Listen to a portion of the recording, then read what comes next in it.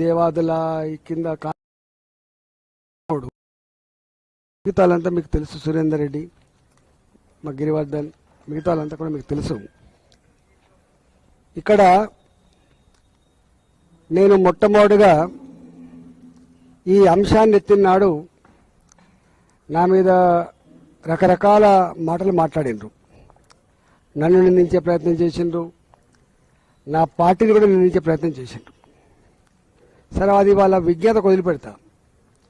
ఎందుకంటే నేను చిల్లర మాటలకి సమాధానం చెప్పేటువంటి నాయకుని కాదు. నేను 25 ఏళ్ళుగా నా నిబద్ధత ఏందో, మా కమిట్మెంట్ ఏందో, మా కన్విక్షన్ ఏందో, మా పని విధానం ఏందో, మా క్యారెక్టర్ ఏందో అన్నీ తెలంగాణ ప్రజల హృదయాల్లో నిక్షిప్తంగా ఉన్నాయి. మేము వాటికి సమాధానం చెప్పాం. ఇక్కడ ఇష్యూ, నేను మాట్లాడే అంశం భారతీయ జనతా పార్టీ అంశమా, ఇది ఈటల రాజేందర్ గారి అంశమా అని కూడా మాట్లాడుతూ ఉంటారు. Bharatiya Janata party fundamental principal, మా ఫండమెంటల్ ప్రిన్సిపల్ దేశం first, nation first, party next, personal last. నేను పక్కా బాజాప్తా తెలంగాణ మట్టి బిడ్డను. నేను తెలంగాణ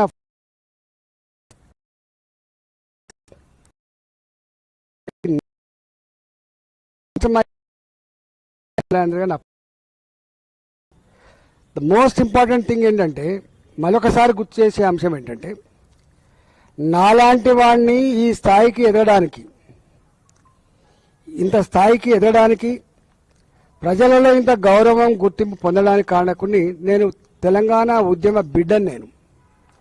నేను 13-14 సంవత్సరాలు తెలంగాణ రాష్ట్ర ఏర్పాటు కోసం నేను రకరకాల హోదాల్లో పనిచేసినటువంటి చరిత్ర తెలుసు. అన్నిటికంటే ముఖ్యంగా తెలంగాణ రాష్ట్ర ఏర్పాటు బిల్లు అసెంబ్లీలో ప్రవేశపెట్టిన నాడు నేను ఆ బిల్లును మద్దతు ఇవ్వమని చెప్పి 1 గంట 2 గంటల పాటు సమైక్య శాసనసభలో అందరినీ కన్విన్స్ చేసినటువంటి వ్యక్తిని నేను ఆ పాత్రలో ఉన్నవాడిని. నేను ఇవాళ రాజకీయాలు ఉంటాయి, రాజకీయాలు ఉండేవని నేను, కానీ రాజకీయాల ముసుగులో ప్రజల జీవితాలతో చెలగాటమాడే ప్రయత్నం ఎవడు చేసినా, ఏ పార్టీ చేసినా నాలాంటి వాడిని స్పెక్టేటర్గా ఉండడానికి లేను. నేను నాలాంటి వాడిని అర్థం చేయించే ప్రయత్నం చేస్తా, అవగాహన చేసే ప్రయత్నం చేస్తా, లేని పక్షంలో చీల్చి చెండాడే ప్రయత్నం కూడా చేస్తాం. మేము ఎవరి మెప్పు కోసమో, ఎవరి స్క్రిప్ట్ రాసిస్తేనో, ఎవడు పలికిస్తేనో పలికేటోళ్ళం కాదు. మేము స్వయం ప్రకాశకులం. మాకు సొంత జ్ఞానం, సొంత అవగాహన, సొంత కమిట్మెంట్ ఉన్న వాళ్ళం. మేము కుంజిస్తే రిమోట్ కంట్రోల్ లాగా ఉంటుండే కాదు. ఈ అవగాహన మా మీద ఆరోపణ చేసేటువంటి నీచులకు ఉండాలని చెప్పి నేను మనవి చేస్తున్నాను. మేము ఏమన్నాం? మేమందల్లా నేను ఆ తెలంగాణ జిల్లా బిడ్డగా ఎస్ఆర్ఎస్పి ఎన్ని విషాదాలు మిగిల్చిందో మాకు తెలుసు. ఎస్ఆర్ఎస్పి రాకముందు ఏముండే, ఎస్ఆర్ఎస్పి వచ్చిన తర్వాత ఏముండో నేను సజీవ సాక్షిని. మా దగ్గర నేను చిన్నప్పుడు 69 నుంచి 73-74 వరకు భయంకరమైన కరువు ఉండే. ఆనాడు ఎలినినో అని చెప్పిన వాళ్ళు లేకపోవచ్చు, నేనినో అని చెప్పిన వాళ్ళు లేకపోవచ్చు, కానీ భయంకరమైన కరువు ఉండే. ఏ ఇంటికి పైన జొన్నన్నం తప్ప వరన్నం లేదు ఆనాడు. చుట్టప్పుడు వస్తే తప్ప వరన్నం తినే పరిస్థితి లేకుండా ఆనాడు. గప్పుడు పునాది వేయబడ్డ 64లో పునాది వేయబడ్డ ఎస్ఆర్ఎస్పి వచ్చిన తర్వాతనే మాకింత వరి పండించుకునే, మాకు అప్పటికే కాకతీయుల చెరువుల కింద ఇంత వ్యవసాయం ఉండే కాబట్టి మేము ఇంత చల్లగా బతికినాం. నేను ఆనాడు కూడా సమైక్య రాష్ట్రంలో అనేకసార్లు మేము మాట్లాడినాం. ఒకటే రాష్ట్రంలో ఏం వివక్ష ఇదని చెప్పి మాట్లాడినాం. ఆంధ్ర ప్రాంతంలో 1 టీఎంసీ నీళ్లకు 3500 ఎకరాలు ఎట్లా పారుతుంది? అదే తెలంగాణ ఎస్ఆర్ఎస్పి కింద మీరు ఒక టీఎంసీ నీళ్లకి 12,000, 13,000 ఎకరాలు ఎట్లా పారుతుంది? ఒకటే రాష్ట్రం కదా అని చెప్తే ఇది మెట్ట ప్రాంతాల కోసం డిజైన్ చేయబడ్డ కాలువలు అని చెప్పిండ్రు. నేను నా ఉపన్యాసాలు ఉంటాయి అసెంబ్లీలో, ఎస్ఆర్ఎస్పి కాలువల కింద బోను లేకుండా బావులు లేకుండా పూర్తి స్థాయిలో వ్యవసాయం చేయరు. ఇది అవగాహన ఉన్నోడికి ఆ జిల్లా బిడ్డ అయితే తెలుస్తుంది. వ్యవసాయం గురించి అవగాహన ఉన్నోడికి, నీళ్ల గురించి అవగాహన ఉన్నోడికి, ఇవాళ రైతుల గురించి అవగాహన తెలుస్తుంది తప్ప వాటిని తెలిసే ఆస్కారం లేదు. మేము ఆనాడు అన్నాం, మేము ఆనాడు చెప్పినాం. మేము ఎన్నోసార్లు, నేను హుజరాబాద్ కాన్స్టిట్యూన్సీ రిప్రజెంట్ చేసేటప్పుడు నా ఎజెండా, నేను ఎమ్మెల్యేగా గొప్ప ఎమ్మెల్యేనా కాదా అనడానికి నా ఎజెండా ఎస్ఆర్ఎస్పి నీళ్ళు వచ్చినప్పుడు ఆ తూములు లేపితే నేను గొప్ప హీరోను, నేను ఆ కాలువను తెంపితే నేను గొప్ప హీరోను. చివరికి వరంగల్ వాసులకు కూడా తాగే నీళ్లు అందని పరిస్థితులలో వాళ్ళు నామే ధ్వజమెచ్చేది. అంటే ఎస్ఆర్ఎస్పి నీళ్లు వరంగల్ కూడా దాటలేని విషయం మీకు అర్థం కావాలి. తెలంగాణ ఉద్యమం పుట్టినాడు మా గోరేటి వెంకన్న పాటలు ఉంటాయి ఇప్పటికీ. పల్లె పల్లెలో పల్లెలు మొలిసి అనేటువంటి పాటలు ఉంటాయి. వానమ్మ వానమ్మ వానమ్మ ఒకసారన్నా వచ్చిపోయే వానమ్మ అనే పాటలు ఉంటాయి. నీళ్ళ కోసమే, నిధుల కోసమే, సెల్ఫ్ రెస్పెక్ట్ కోసం ఉద్యమించినటువంటి తెలంగాణ ఉద్యమ బిడ్డగా నేను ఇవాళ రాజకీయాలు ఏమైనా ఉండొచ్చు, సిద్ధాంతాలు ఏమైనా ఉండొచ్చు, కానీ మూలాలను మర్చిపోవడం మనిషి కాదనేది నా సిద్ధాంతం. నేను గక్కడి నుంచి వచ్చిన కాబట్టి ఇవాళ ఎస్ఆర్ఎస్ కాళేశ్వరం ప్రాజెక్టు, కాళేశ్వరం కంటే ముందు జలయజ్ఞం జరిగింది. ఇక్కడ చాలా మంది మర్చిపోతున్నారు. జలయజ్ఞంలో భాగంగానే తమ్మిడి హట్టులో ప్రాణహిత నీళ్ళు తీసుకురావాలని చెప్పి ఆనాడు రాజశేఖర రెడ్డికి ప్లాన్ చేసిండు. 2007 వరకే పూర్తి చేసే ప్రాజెక్టులు, 2009 వరకు పూర్తి చేసిన ప్రాజెక్టులు అని చెప్పి అప్పుడున్న దాని డీటెయిల్కి పోను. తమ్మిడి హట్టు దగ్గర కట్టాలి, ఎట్లా లిఫ్ట్ చేయాలి, కాలువల ద్వారా ఎట్లా తేవాలి, ఎల్లంపల్లి ప్రాజెక్టు ఎట్లా వేయాలి. నేను మొట్టమొదటిగా ఎమ్మెల్యే అయిన తర్వాతనే ఎల్లంపల్లి ప్రాజెక్టుకు పునాది రాయబడ్డది.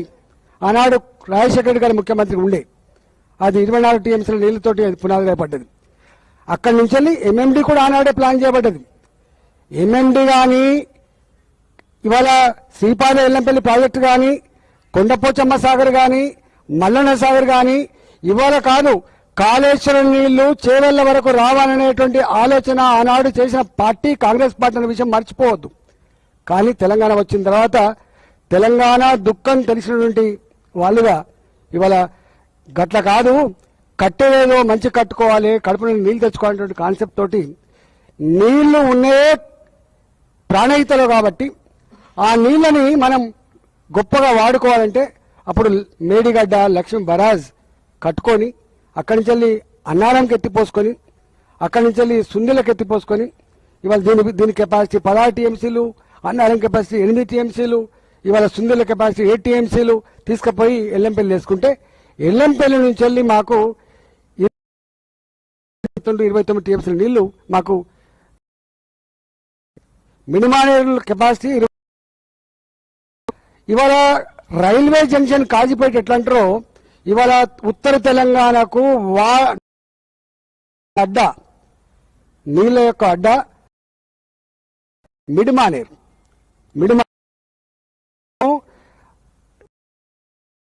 90 టీఎంసీలు ఉన్నప్పటికీ కూడా మాకు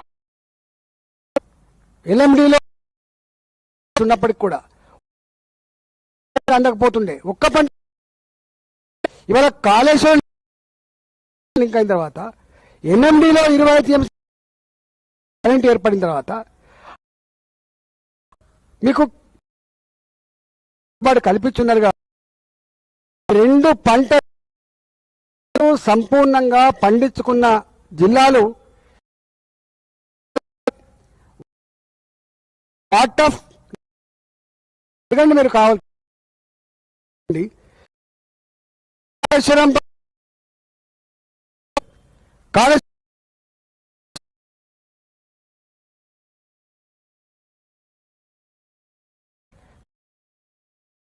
మీ ఇవాళ తెలంగాణ అని చెప్పినాం కదా, బతికే బండబారిపోయిన తెలంగాణ చెప్పుకున్నాం కదా, అడిగింది చేసుకున్నాం.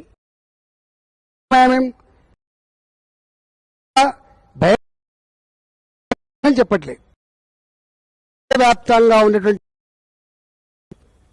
చాలా తీవ్రమైన ప్రభావం ఉండేటువంటి ఆస్కారం ఉందని చెప్పింది. మా బాధ ఏంది ఇవాళ గింత లక్ష్మీ అక్కడ నీళ్ళు నింపమని ఏం చెప్పింది? ఎందుకు ఇన్ని సంవత్సరాలుగా ఇవాళ రాజకీయం చేస్తా ఉన్నారు? ఎందుకు ఇన్ని సంవత్సరాలుగా ఎందుకు తెలంగాణ ఉత్తర తెలంగాణ ఎందుకు